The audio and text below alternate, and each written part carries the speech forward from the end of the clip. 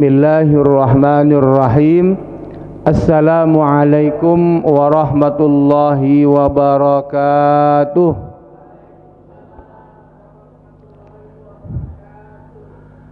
Alhamdulillah, wassalatu wassalamu ala rasulillah Sayyidina wa maulana Muhammad ibni Abdillah wa ala alihi wa ashabihi wa ma tabi'ahu wa mawalah, la haula wa la quwata illa billahi, amma ba'd. Alhamdulillah, segala puji hanya bagi Allah. Salawat dan salam semoga senantiasa tercurah pada junjungan kita Nabi Muhammad sallallahu alaihi wasallam. Allahumma salli ala Sayyidina Muhammad wa ala ali Sayyidina Muhammad. Assalamu alayka ya Rasulullah. Bapak Ibu jamaah sekalian yang dimuliakan Allah, pada suatu hari Nabi Muhammad sallallahu alaihi wasallam mengutus sebuah detasemen militer untuk tujuan tertentu, dipimpin oleh seorang pemuda Ansor yang bernama Abdullah bin Hudzaifah bin Qais bin Adi. Inilah pemuda yang diangkat oleh Nabi Muhammad SAW untuk memimpin detasemen militer ini. Dalam sebuah perjalanan, sepasukan ini menghadapi kendala. Ada masalah. Komandan detasemen merasa anak buahnya tidak taat sama dia, tidak nurut sama Abdullah bin Hudzaifah.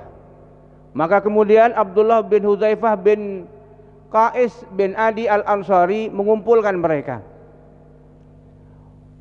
Wahai anggota pasukanku, bukankah kalian tahu bahwa kalian diperintahkan oleh Rasulullah sallallahu alaihi wasallam untuk taat kepadaku? Iya, kata mereka. Sekarang aku perintahkan kepada kalian untuk mencari kayu bakar. Bergeraklah mereka mencari kayu bakar. Kemudian dikumpulkan, ditumpuk di suatu tempat. Sekarang aku perintahkan kepada kalian untuk membakar kayu bakar itu. Dibakarlah, api menyala-nyala. Sekarang aku perintahkan kepada kalian untuk masuk ke dalam api yang menyala-nyala itu. Lain perintah komandan nih. Maka kemudian seorang pemuda anggota detasemen itu menyelinap, lari menghadap Nabi Muhammad SAW. Ya Rasulullah, kami mendapatkan perintah begini dan begini dan begini. Nabi Muhammad SAW kemudian bersabda, seandainya kalian masuk ke dalam api yang menyala-nyala itu, maka kalian tidak akan keluar selama-lamanya. Innamat ta'atu fil ma'ruf. Sejatinya ketaatan itu dalam perkara yang ma'ruf, yang baik.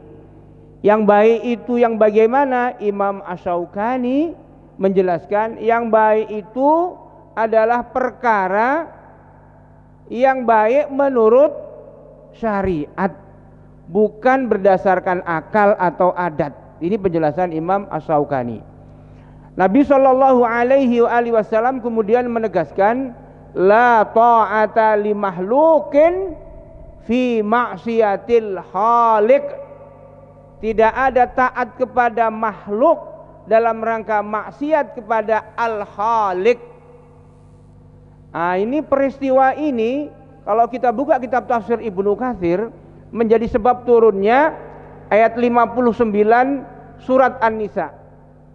Ya ayyuhalladzina amanu athi'ullaha wa athi'ur rasul wa ulil amri minkum fa in tanaza'tum fi syai'in farudduhu ilallahi war rasul in kuntum tu'minuna billahi wal yaumil akhir dzalika khairu wa ahsanu ta'wila. Nah, ini Ayat ini memang biasanya dipakai oleh sebagian kita yang merasa sebagai pemimpin untuk menjadi pembenaran kesalahannya, ya, atau sebagian orang yang dipimpin untuk membenarkan kesalahannya. Contoh, ada seorang bendaharawan, ya, ditangkap, dibawa ke pengadilan. Kenapa kamu sampai markup? Kenapa kamu manipulasi? Kenapa kamu korupsi? Wahai yang mulia Pak Hakim, aku korupsi karena perintah atasan. Ya, perintah atasan. Banyak kasus seperti ini. Jadi staf taat kepada pimpinan mutlak, seakan-akan mutlak. Padahal ingat, apa kaidahnya? Nabi SAW bersabda, tadi itu ada dalam kitab Musnad Imam Ahmad, la ta'ata li mahlukin fi maksiatil khaliq. Tidak ada taat kepada makhluk dalam rangka maksiat kepada al-khaliq. Kalau kita baca beberapa kitab menjelaskan hadis ini yang dimaksud pemimpin itu siapa? Abun, orang tua, bapak. Zaujun, suami. Amir, ketua-ketua, pemimpin. Sultan, penguasa. Ada kisah nyata, saya jumpa seorang ibu dulu pakai jilbab, tiba-tiba loh kok ibu sekarang nggak pakai jilbab? Cemara Ustadz, ini perintah suami. Ada suami zaman now ini ingin istrinya keluyuran itu nampak seksi, ya, masa pakai kerudung rapi, pakai jubah rapi, tak suka dia. Dia sukanya istrinya kalau ke pesta seksi sebagaimana orang-orang non muslim. Datang keluar kemana, ke pasar, seksi. Ada seperti itu. Kalau ada suami memerintahkan istrinya seperti itu, wahai para istri, ingat hadis Nabi, la ta'ata li mahlukin fi maksiatil khaliq. Tidak boleh taat kepada makhluk. Siapa makhluk itu? Apakah dia namanya suami? Apakah namanya bapak? Apakah namanya ketua? Apakah namanya sultan? Apakah namanya presiden, ya, khalifah, amirul mukminin, imamul a'zam, sama semua. Kalau perintahnya tidak baik, tidak boleh taat. Bahkan ibu sekalipun. Luqman dalam surat Luqman memberitahu kepada kita semua insya Allah hafal ayatnya, ya, wa in jahadaka ala an tusyrika bima laisa laka bihi ilmun fala tuti'huma wa sahibhuma fid dunya ma'rufa. Kalau ibu kalian, ya, memerintahkan kalian dengan sungguh-sungguh, dengan juhdun, wa in jahadaka, untuk apa? Mensyirikkan Allah, ala an tusyrika bima laisa laka bihi ilmun, tanpa ada ilmu. Ya, memang kalau mensyirikkan Allah tak mungkin pakai ilmu. Fala tuti'huma, jangan kalian ikuti, jangan kalian taati. Walau demikian, dalam kehidupan keseharian, walaupun ibu nyuruh udahlah nak engkau, supaya engkau sehat, berangkatlah ke dukun itu. Apa kata dukun? Engkau disuruh mandi, ya, 7 rupa bunga di tengah malam, engkau mandi itu biar cepat dapat jodoh engkau nak. Misalnya, ibunya merintahkan seperti itu.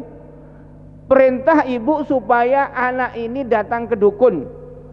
Nah, kemudian apa sesajen-sesajen yang dia kasih dukun itu, ambil aja lah nak. Fala tuti'huma, jangan kalian ikuti. Akan tetapi dalam kehidupan sehari, wasahibhuma, ya, taati kedua orang tua kalian. Fit dunia, di dunia ini, ya, ma'rufa, dengan sebaik-baiknya. Jadi ada kaidah kita. Jadi puncak kesetiaan kita, ketaatan kita kepada Allah dan Rasulnya.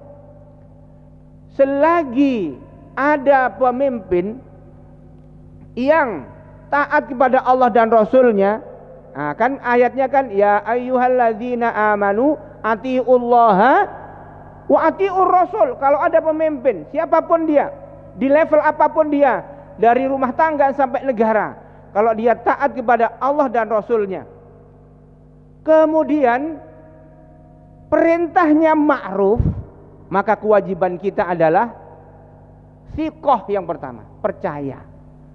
Sikoh, trust. Rakyat dengan pemimpin harus percaya. Jangan banyak curiga. Tak boleh suudzon. Tak boleh berprasangka buruk. Kita harus punya harapan baik, prasangka baik kepada pemimpin selagi perintahnya baik, dia pun taat kepada Allah dan Rasulnya.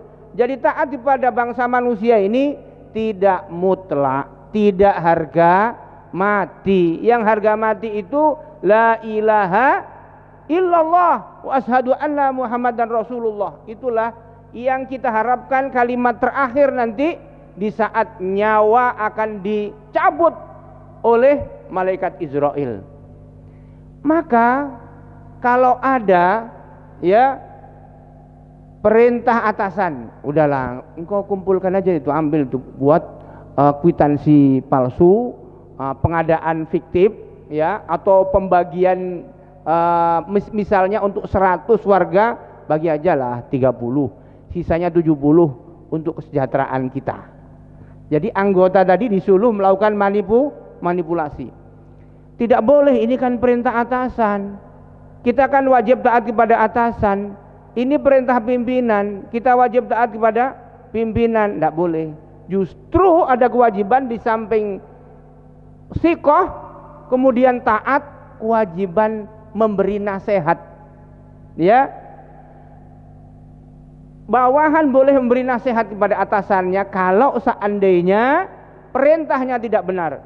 Istri pun boleh mengingatkan, abang ini setahu saya gaji cuma 15 juta, kok tiba-tiba abang bawa 50 juta, kemarin 100 juta.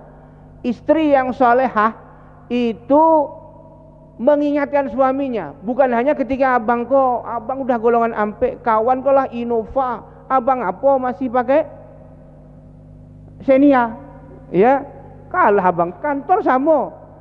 Ini istri yang biasa. Tapi kalau istri yang luar biasa itu mengingatkan, abang kok bisa tiba-tiba bawa uang sekian ratus juta, dari mana bang? Selamat kita nanti di akhirat bang. Bukankah kita sama-sama ingin masuk surga bang? Bukankah abang dulu berjanji kepadaku akan menggandeng tangan adinda ini masuk surga bersama-sama? Kalau abang ngambil uang dari kantor, korupsi, dapat setoran ilegal dari pengusaha, bukankah ini menjerumuskan kita ke neraka bang? Ini istri solehah. Nah, jadi boleh istri mengingatkan. Suami nahkoda, istri umul warab batul bait, manajer dalam kapal dan rumah tangga itu mengingatkan, bang arahkan biduk ke surga, nampak ke arah neraka, istri mengingatkan.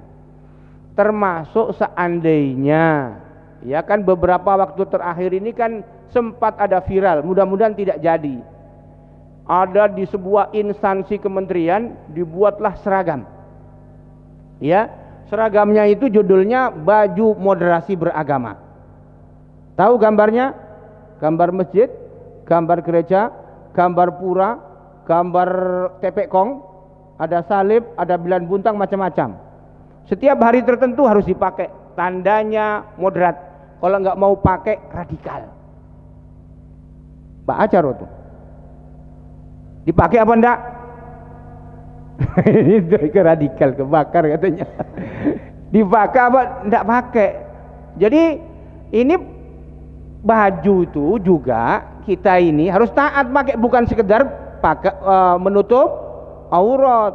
Ya, kalau ada gambar-gambar yang mengandung hadoroh tertentu, sakofah di luar Islam, ya, maka tak boleh kita pakai. Dia Islam, pakai kalung salib boleh enggak? Enggak boleh. Bukan berarti kalau kayak gitu enggak toleran, enggak. Kalau yang Kristen pakai salib, pakai lah, tak apa-apa, silakan. Jangan diganggu dia.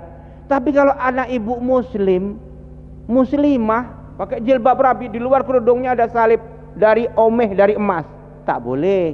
Jadi ada aturan mainnya. Kalau yang seperti itu campur baur, campur aduk, malah enggak jelas identitasnya. Ini macam mana ini? Pakai jilbab tapi ada salibnya. Baju koko, kopiah, berjanggut, pesalib pula, kan tidak jelas tuh. Nah, kalau ada perintah seperti itu, maka tidak wajib taat. Nah, penguasa juga harus tahu dalam perkara apa kami taat, dalam perkara apa kami tidak boleh taat. Tak boleh, nggak apa-apa, ini kan perintah pemerintah. Yang dosa kan pemerintah. Nggak boleh kayak gitu. Saya kan keluar nggak pakai jilbab, perintah suami. Yang dosa kan suami. Memang suami berdosa, tapi ibu keluar nggak pakai jilbab, ibu berdosa juga. Ibu harus memberikan argumentasi yang baik, yang santun kepada suami, supaya suami justru memerintahkan ibu, kalau mama, ibu ke pesta pakai jilbab, ke masjid pakai jilbab, wirid yasin pakai jilbab, ke sungai Gelombang pakai jilbab. Ini ke kedai beli sayur pakai daster koyak. Suami harus marah. Ya, boleh nggak ibu ke depan tuh pakai daster koyak, rambut terurai? Boleh nggak? Tak boleh. Suami harus ngasih tahu. Di luar rumah harus pakai kerudung, pakai baju kurung. Nah, inilah indahnya syariat Islam mengatur interaksi antara yang dipimpin dengan pemimpinnya. Jadi ada aturan dalam Islam itu antara yang memimpin dengan yang dipimpin, dari level rumah tangga sampai negara. Ya. Yang memimpin namanya rais, pemimpin negara. Kalau Bapak cari di kamus bahasa Arab, raisud daulah. Presiden itu raisud daulah. Yang dipimpin namanya ra'iyah. Ra'iyah kita terjemahkan ke dalam bahasa Indonesia, bahasa Melayu, rakyat. Pemimpin rais, yang dipimpin ra'iyah. Aktivitas kepemimpinan namanya riayah. Riayah itu apa maknanya? Pengayoman, pengurusan, pengelolaan, tanggung jawab, kepedulian. Jadi suami pemimpin di rumah tangganya, dia harus ngurus, harus peduli, mengayomi anak istrinya. Pak RT, Pak Kades, Pak Bupati, Pak Gubernur sampai Presiden. Kalau dalam sistem Islam dari rumah tangga, amil bupati, amir gubernur, sultan, atau sampai yang namanya imamul a'zam, amirul mukminin, mereka bertanggung jawab terhadap apa yang diurusinya. Nabi SAW bersabda, ada di dalam Sahih Muslim, kanat banu Israila tasusuhumul anbiya, kullama halaka nabiyun khalafahu nabiyun, fa innahu la nabiyya ba'di, fasatakunu khulafa fataksur. Bani Israel itu dipimpin, diurus oleh para nabi. Kanat banu Israila tasusu. Jadi ini ada kata tasusu dari kata sasa yasusu siasatan, maknanya ngurusi. Maka suami itu harus ngurusi, ayah itu harus ngurusi keluarganya. Kalau sekian bulan sang suami tidak ngurusi istrinya, dibiarkan tak makan, dibiarkan tak pakai baju, dibiarkan tak diurus, anaknya tak diurus, dia akan mempertanggungjawabkan kezalimannya ini di mahkamah Allah nanti. Ya, jadi ini pengurusan. Bani Israel pemimpinnya selalu para nabi. Ya, wafat nabi satu ganti nabi yang lain, dari Yakub, Yusuf, ya. Kemudian kita kenal namanya Sulaiman, Daud, Sulaiman, Musa, Zakaria, Yahya, ya, Su'aib. Sebelumnya kita juga kenal Isa. Bani Israel itu pemimpinnya para nabi, hebat-hebat semua. Ya. Tapi kata Nabi, fa innahu la nabiyya ba'di. Untuk Bani Ismail, untuk bangsa manusia akhir zaman, kepemimpinan Nabi Muhammad sallallahu alaihi wasallam. La nabiyya ba'di, tak ada nabi setelahku doh. Siapapun dia ngaku nabi setelahku pasti palsu. Yang ada apa? Wasatakunu khulafa. Yang ada para khalifah. Khalifah itu artinya pengganti. Pengganti siapa? Pengganti Nabi Muhammad, bukan urusan kenabian. Urusan kenabian dah selesai dah. Ya, Nabi Muhammad khatamul anbiya wal mursalin, penutup para nabi dan rasul. Khalifah itu apa? Mengganti Nabi Muhammad dalam urusan pemerintahan. Nabi wafat hari Senin, waktu duha. Para sahabat tidak langsung memakamkannya, padahal Nabi memerintahkan untuk segera memakamkan kalau ada yang meninggal. Sesuatu yang harus disegerakan adalah antara lain, kalau ada yang meninggal segera dimakamkan. Tapi para sahabat bermusyawarah dulu di Saqifah Bani Sa'idah. Berapa lamanya? Dari hari Senin duha, Selasa menjelang zuhur, baru dibaiat Abu Bakar As-Siddiq menggantikan Nabi sebagai kepala negara.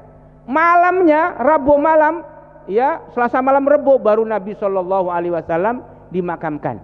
Ini tandanya betapa urgennya adanya pemimpin.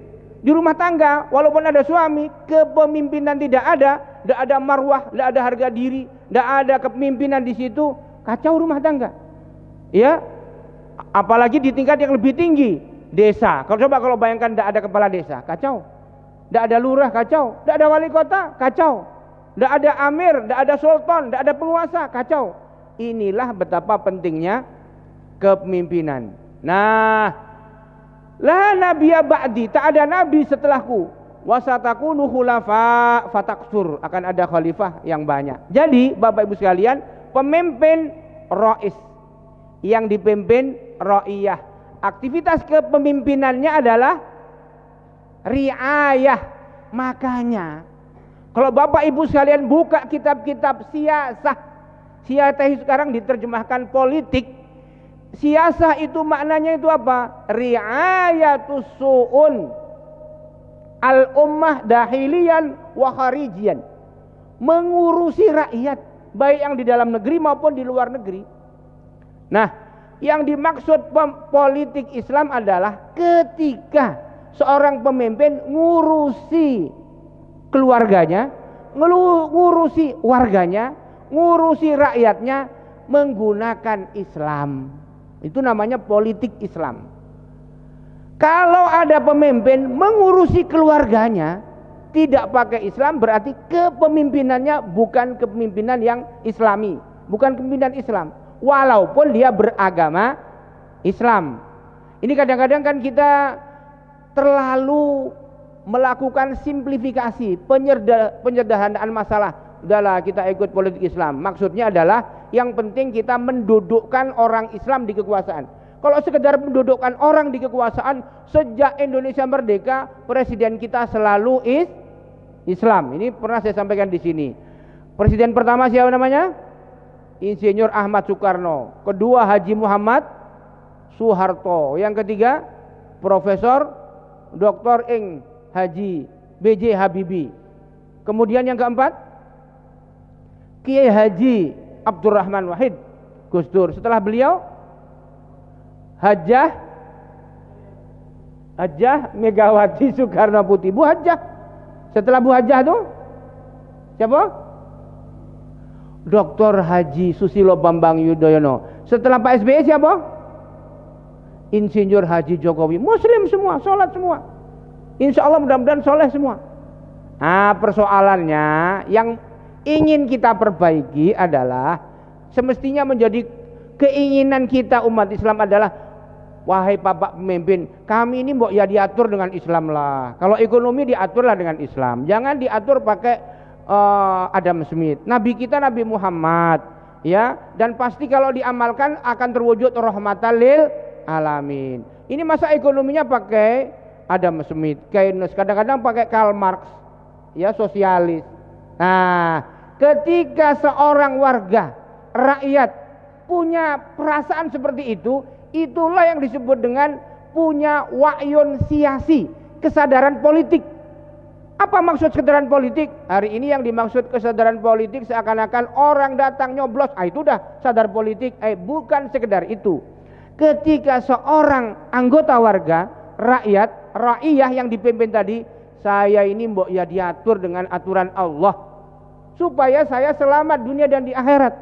Dalam urusan rumah tangga, dalam urusan antar warga, dalam urusan sumber daya alam, mengelola lingkungan, mbok ya diatur dengan aturan Allah supaya dunia kita bahagia, di akhirat kita aman. Iya kan? Itulah. Jadi kita ini bukan hanya berdoa, ya Allah mudah-mudahan si fulan jadi pemimpin kami, bukan semata itu. Boleh tapi nggak cukup. Ya Allah, mudah-mudahan kami ini diatur dengan aturan-Mu ya Allah. dengan Al-Quran, dengan sunnah rumah tangga. Kalau diatur, dikelola, diurus oleh bapak-bapak dengan Al-Quran dan sunnah, akan terwujudlah keluarga yang sakinah, mawaddah warahmah. Mustahil akan ada keluarga sakinah, mawaddah warahmah kalau tidak diatur, tidak ditegakkan syariat di situ. Kumpul kebo, syariat Islam enggak? Sesuai enggak? Ada kumpul kebo sakinah, mawaddah warahmah, ada enggak? Keluarga LGBT, suaminya laki-laki, istrinya laki-laki tapi melambai, maka terwujudlah keluarga sakinah, mawaddah warahmah. Mungkin enggak? Mustahil. Demikian pula kita ingin negeri kita baldatun thayyibatun wa rabbun ghafur. Betul enggak? Kita ingin, para pemimpin kita, Pak Presiden juga sering pidato, kita ingin Indonesia ini negeri yang baldatun thayyibatun wa rabbun ghafur. Tapi kalau seandainya ya tidak dikelola, ngelola sumber daya alam, ngelola ekonomi, ngelola rakyat misalnya, ya, dalam urusan transaksi ekonomi, ya, masih membolehkan riba, berarti ngaturnya sesuai syariat apa tidak? Tidak kan? Sumber daya alam, pemilikan umum menurut syariat Islam, an-nasu surakaun fi salasin, al-ma'u wal kala'u wan naru. Ya, manusia berserikat dalam 3 perkara. An-naru energi, al-ma'u sumber daya air, al-kala' sumber daya hutan.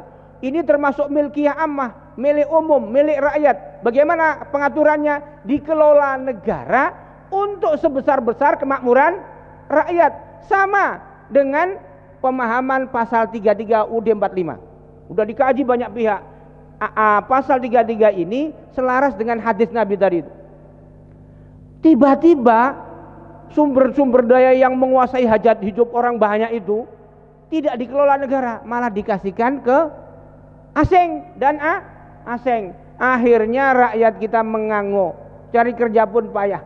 Betul enggak? Sekolah mahal-mahal. S1, jangankan S1, sekarang SD aja mahal. Ya, walaupun judulnya bebas SPP, bebas biaya, yang lain-lain banyak. Kuliah SPP makin mahal. Ya, apalagi perguruan tinggi BHMN makin mahal. Ya. Nah, tiba-tiba lulus sarjana cari karajo payah. Betul enggak? Jadi guru 800.000 gajinya. 300 mana doh? 900 aduh. Waktu SPP-nya aja, waktu kuliah aja lebih dari itu. Jadi kenapa? Karena kekayaan alam itu tidak kita kelola, dikelola orang lain, dikelola orang lain. Coba emas, batu bara, timah, boksit, nikel, siapa yang kelola? Nah, ini kita ingatkan, bukan kita mau melawan, tidak boleh kita melawan sama pimpinan, tidak boleh kita melawan pemerintah. Kita ingatkan, kalau mau kita ini enak, kalau kita mau sejahtera, kalau mau baldatun thayyibatun wa rabbun ghafur, mbok ya kembali ke aturan. Ya, kalaupun tidak aturan hadis Nabi tadi itu, aturan pasal 33 UUD 45 jadilah gitu.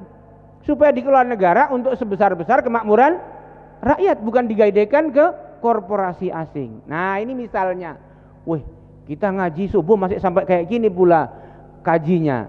Bapak Ibu sekalian, mungkin ini dianggap, ngapa pula kaji tinggi-tinggi, tapi dampaknya ke kita. Ibu kalau tiba-tiba harga melambung, BBM naik, itu kan ibu-ibu juga yang merasakan. Asal usulnya, hulunya adalah konsep ini. Ketika kita merasakan seperti itu, ingin dikelola dengan aturan Allah dan Rasulnya, maka ibu punya wa'yun siasi namanya. Wa'yun, kesadaran siasi politik. Nah, jadi ini tentang kepemimpinan dalam Islam. Bapak Ibu sekalian, seandainya pemimpin, apakah di rumah tangga sampai yang pemimpin negara, memimpin dia dengan ketaatan kepada Allah dan Rasulnya, mengurusi warganya dengan baik dan benar, maka dia mendapatkan keutamaan. Jadi Allah Subhanahu wa ta'ala dan Rasulnya begitu rupa mengapresiasi, menghargai para pemimpin yang adil. Yang pertama keutamaannya, doanya dikabulkan. Doa kita dikabul itu payah, tapi untuk pemimpin yang adil dapat garansi. Salah satu 3 kelompok orang, la turaddu da'watuhum, tidak ditolak doanya. Apa yang pertama? Imamul adil. As-shaim hatta yuftir, orang yang puasa hingga berbuka. Wa da'watul madlum, dan doanya orang-orang yang dizalimi. Nomor 1, orang-orang yang makbul doanya adalah doanya pemimpin yang adil. Sekedar contoh, ada di dalam kitab Bidayah wan Nihayah. Kitab Bidayah wan Nihayah ini ditulis oleh Imam Ibnu Katsir, populer, tebal, panjang lebar. Ada di dalam bab tentang Umar bin Khattab, kisah, bukan dongeng, nyata. Tahun 21 Hijriah, kaum muslimin berhasil futuhat ke Mesir. Dipimpin khalifahnya Umar bin Khattab, panglima yang membebaskan Mesir namanya Amr bin As. Kemudian Khalifah Umar mengangkat Amr bin As menjadi gubernur Mesir tahun 21 Hijriah. Yang muslim masuk Islam banyak, yang masih Koptik Kristen dibiarkan, yang animis pun ada, tak dipaksa masuk Islam. Ada kejadian, dalam suatu malam datang rombongan orang, penduduk sekitar Sungai Nil, lapor kepada Gubernur Amr bin As, wahai Gubernur, ya, kami ada persoalan. Apa? Sungai Nil kering. Sungai Nil kering. Terus biasanya kami punya tradisi, setiap tanggal 12 malam seperti ini, bulan Bunu'ah, ini bulan-bulan hitungan Mesir kuno, kami mencari anak gadis paling cantik di suatu desa, kemudian kami hiasi, kemudian rame-rame kami bikin upacara, kami campakkan anak gadis itu ke Sungai Nil. Maka tak lama dari itu biasanya air mengalir deras. Apa kata Gubernur Amr bin As? Kebiasaan jahiliyah, stop. Mulai aku jadi gubernur sekarang tak boleh ada lagi. Baik, kami taat. Ini orang-orang pagan, ya, orang-orang yang masih animis, kami taat pada pemerintah. Besok tak ada air, masih kering. Kalau dulu seperti itu selalu, ini kebiasaan-kebiasaan tradisi jahiliyah masih ada. Memang kering. Pusing Gubernur Amr bin As, ngirim surat kepada Khalifah Umar bin Khattab. Wahai Amir Mukminin, ada kasus seperti ini, seperti ini, seperti ini, warga sekitar Sungai Nil. Sayyidina Umar kemudian buat surat. Min Umar, dari Umar, ila Nahrin Nil, kepada Sungai Nil. Itu Bapak pernah bikin surat kayak gitu.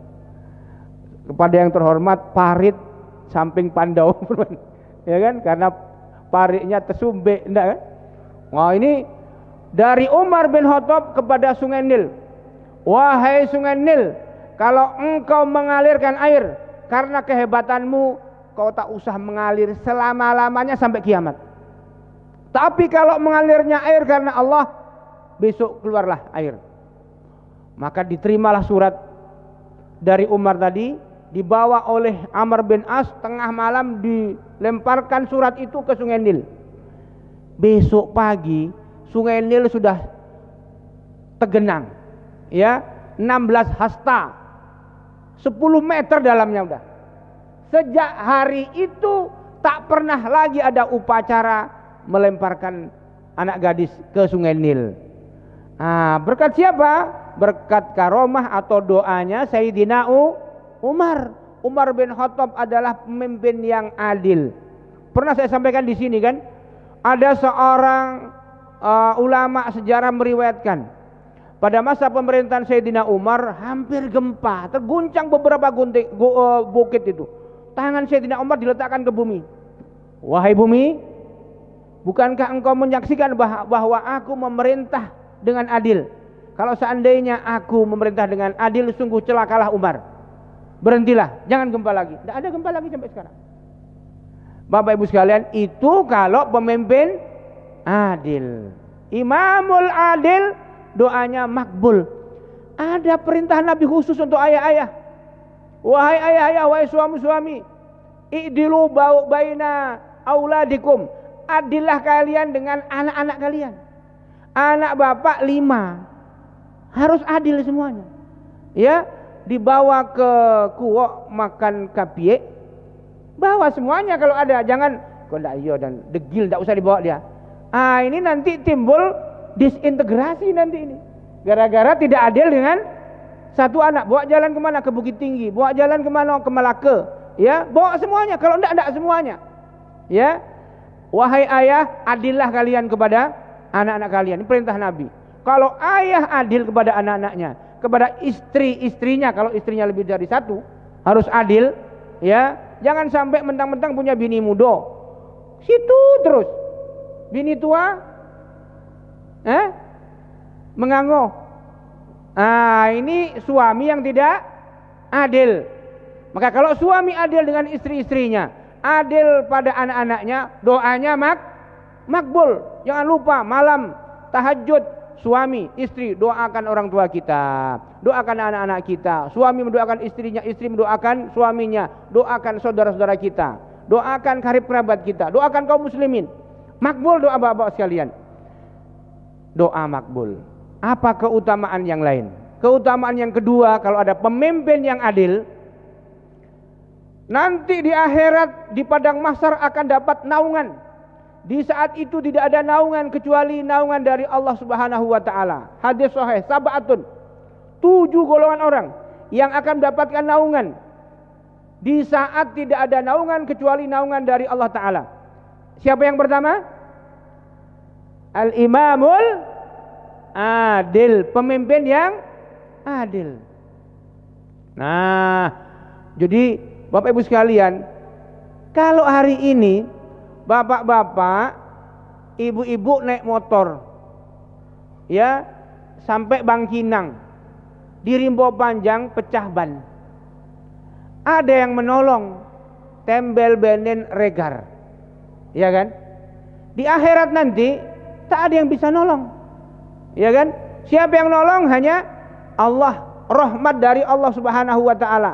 Salah satunya akan diberikan kepada pemimpin yang adil. Kalau dia adil kepada anak-anaknya, adil pada istri-istrinya, bapak lurah, wali kota, amil, gubernur, ya, atau pemimpin negeri, ya, adil kepada rakyatnya, maka nanti di akhirat dapat perlindungan, jaminan, garansi dari Allah taala. Ini penting untuk kita semua. Kalau bapak punya family, punya saudara, jadi pemimpin, ya, suruh adil. Hari-hari akhir ini banyak kebiasaan buruk. Jadi bupati, jadi gubernur. Dulu kecamatan itu, kabupaten itu aku kalah. Pokoknya proyek jangan ke situ, biar aja jalannya buruk. Biar aja jalannya berlubang. Saya suatu hari di suatu provinsi, ya, tidak di Riau, ya, di provinsi lain, arah selatan sana lah. Lewat kabupaten, jalannya buruk betul. Apa kata warga situ? Maklum Pak, di sini dulu Pak Gubernur kalah. Ada nggak kasus seperti itu sekarang? Nah, kalau seperti itu tandanya tidak adil. Kalau ada gubernur Riau, itu gubernur seluruh Riau, dari Tembilahan sampai Penipahan, dari Kuanseng sampai Rokan Hulu, ya, dari Taluk Kuantan sampai Dalu-Dalu, ya, dari Mahato sampai Lubuk Jambi sana, seluruh warganya mau di situ dulu milih dia atau enggak, dia adalah warga gubernur Riau. Betul enggak? Kalau ada presiden Indonesia dari Sabang Merauke adalah seluruh warganya, tanggung jawab dia. Tak boleh dia dulu ini bapaknya enggak dukung saya, enggak usah lah kasih beasiswa. Itu namanya tak adil. Tak adil. Sia-sia bapak capek 5 tahun 10 tahun jadi pemimpin. Kalau tak adil, tidak akan dapat perlindungan dari Allah Ta'ala di padang mahsyar. Yang ketiga, apa keutamaan pemimpin yang adil? Pemimpin yang adil itu ahli surga, dapat jaminan surga. Bapak Ibu sekalian, kalau hanya jadi bupati, jadi gubernur, jadi presiden, tapi nggak ahli surga, untuk apa sih? Coba. Toh kalaupun bapak jadi gubernur, paling-paling 10 tahun dia enggak. Habis itu pindah tempat ke Sukamiskin. Tahu Sukamiskin di mana? Di Penjaro, iya kan? Nah, taruhlah seandainya nggak kesukaan miskin, tiba-tiba di akhirat nggak ahli surga. Di akhirat itu kalau nggak ahli surga, ahli apa? Ahli neraka. Nah, tapi kalau pemimpin adil, ya, ahlul jannah salah satun, kata Nabi dalam hadis riwayat Muslim, ahli surga itu 3 kelompok. Siapa yang pertama? Dzu sultanin, ya, muqsitun muwaffaqun. Muqsit itu adil, muqsitun muwaffaqun. Muwaffaq itu apa? Dia memimpin warganya, memimpin rakyatnya, memimpin keluarganya sesuai taufik, hidayah, petunjuk dari Allah Ta'ala. Jadi kalau dia jadi pemimpin, muqsit adil, muwaffaqun sesuai dengan taufik, petunjuk dari Allah Ta'ala. Siapa lagi yang ahli surga itu? Mau tahu 2 lagi enggak, Bu? Seorang suami yang rahim, yang penyayang kepada anak istrinya, lembut, raqiqul qalbi, dengan warga, dengan keluarganya, dengan seluruh kaum muslimin, dia lembut, tidak sikit-sikit main tangan. Coba ada suami mukul istrinya, itu kan keterlaluan, nggak masuk di akal. Habis dicium, dipeluk, dirayu, habis itu dipukul, nggak masuk akal. Iya kan? Kalau ada KDRT, suami mukul istrinya, itu memang nggak masuk akal. Kok bisa gitu? Katanya I love you, katanya cinta, katanya sayang, kok bisa dipukul, disiksa, nggak dikasih nafkah? Ya, ayahnya, bapaknya, ibunya tak pernah mukul dia, dirawat baik-baik sampai umur 25 tahun. 25 tahun nikah sama bapak, ya, tiba-tiba bapak pukuli, kan tidak masuk akal tuh. Maka kewajiban suami menyayangi istri. Tangan yang kekar bukan untuk nempeleng, tangan yang kekar untuk mencari nafkah, ya, mencari nafkah untuk maisah, menghidupi anak istrinya. Kalau ada suami penyayang, lembut dengan anak-anaknya, dengan istri-istrinya, ahli surga lain. Mungkin ini koreksi bagi kita semua. Kalau seandainya bapak-bapak yang tidak sayang sama istrinya, ini istri juga begitu, jangan pula melawan, ya, sama suaminya. Kalau istri melawan suami juga tentu susah masuk surga. Yang ketiga yang dapat jaminan surga adalah orang miskin yang menjaga iffahnya dengan tidak minta-minta. Kalau sekarang yang minta-minta bukan orang miskin, orang-orang kaya, tapi pakai proposal. Proposal ke Pak Kades, proposal ke Pak Bupati, itu tidak usah, ya, tidak usah dengan cara-cara meminta-minta. Tapi kalau diberi, diambil, terima, jangan ditolak, ya. Bapak Ibu sekalian yang dimuliakan Allah, inilah keutamaannya pemimpin kalau adil. Kalau tak adil macam mana? Suatu hari Nabi SAW memberi nasihat kepada Abu Dzar Al-Ghifari, sahabat yang mulia, yang hebat, ya, tentang kepemimpinan, tentang jabatan, persoalan gubernur ini. Nabi SAW kemudian beritahu, wahai Abu Dzar, kepemimpinan itu innaha amanah. Jadi kepala keluarga amanah, jadi kepala desa amanah, jadi ketua ini amanah, jadi bupati amanah, jadi gubernur amanah, jadi Raisud Daulah, jadi sultan amanah, presiden amanah, RT amanah juga. Ada Pak RT juga amanah. Itu yang berat tuh. Piti masuk tak ada, ya, warga cerai ke Pak RT, suami istri bejoka Pak RT. Maka jarang yang mau jadi Pak RT, itu jarang. Kalau ada di antara kita yang mau jadi Pak RT, itu hebat, betul enggak? Jangan sampai dicemooh Pak RT. Pak RT itu pemimpin yang insya Allah banyak lillahi ta'alanya, ya kan? Betul enggak? Jadi maka banyak orang tak mau jadi RT. Begitu ada mau, sepanjang masa seumur hidup jadi Pak RT. Kasihan dia. Nanti ada parit tersumbat Pak RT. Ya, betul enggak? Orang besune Pak RT, suami istri becoka Pak RT, ya, warga mati Pak RT, dan seterusnya. Ribut masalah warisan Pak RT juga. Jadi kalau udah Pak RT aman, ya, tuntas di Pak RT, Pak RW aman, tinggal teken. Jadi Bapak Ibu sekalian, sampai di mana tadi cerita ini kisah?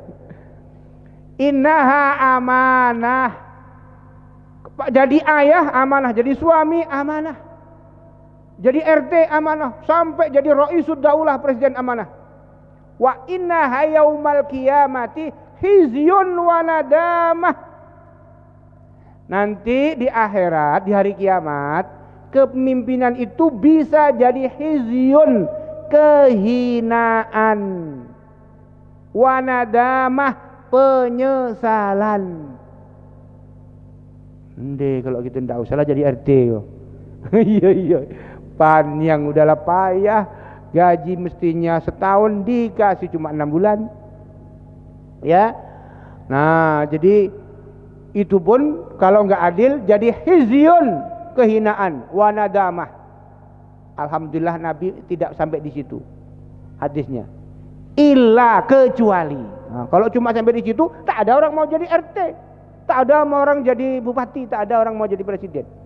Illa man akhadhaha bihaqqiha, kecuali bagi orang yang mendapatkan jabatan itu dengan hak.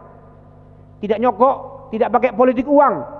Ya, tidak dengan menebarkan hoax, tidak dengan mendegradasi lawan, menyebarkan fitnah, enggak. Dia mendapatkan memang rakyat, tak ada lagi bapak lagi lah yang jadi Pak RT ini, yang lain tak cocok. Ya, tapi kalau nanti begitu jadi bupati, tak ada yang cocok kecuali Ambo. Tapi kalau jadi RT, saya tak cocok, bapak lah yang cocok. Betul gitu Pak? Nah, ilaman akhadhaha bihaqqiha, kecuali bagi orang yang mendapatkannya dengan cara yang benar.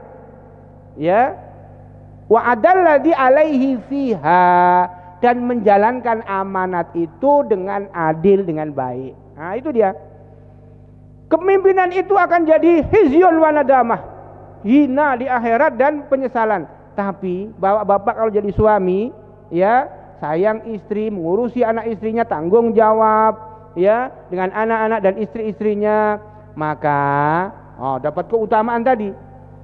Tapi kalau istri ditinggal, anak ditinggal, tidak diurusi, jadi hizyun wa nadamah. Bapak Ibu sekalian yang dimuliakan Allah Subhanahu wa taala, inilah sekelumit tentang kepemimpinan di dalam Islam. Baru seputar prinsip-prinsipnya. Ya, banyak hal tentang hal-hal yang bersifat detail. Mudah-mudahan kesempatan mendatang akan kita diskusikan lagi. Waktu telah habis, sudah masuk waktu syuruk ya. Kita tutup dengan doa penutup majelis dan hamdalah. Subhanakallahumma wa bihamdika asyhadu an la ilaha illa anta astaghfiruka wa atubu ilaik. Wassalamualaikum warahmatullahi wabarakatuh.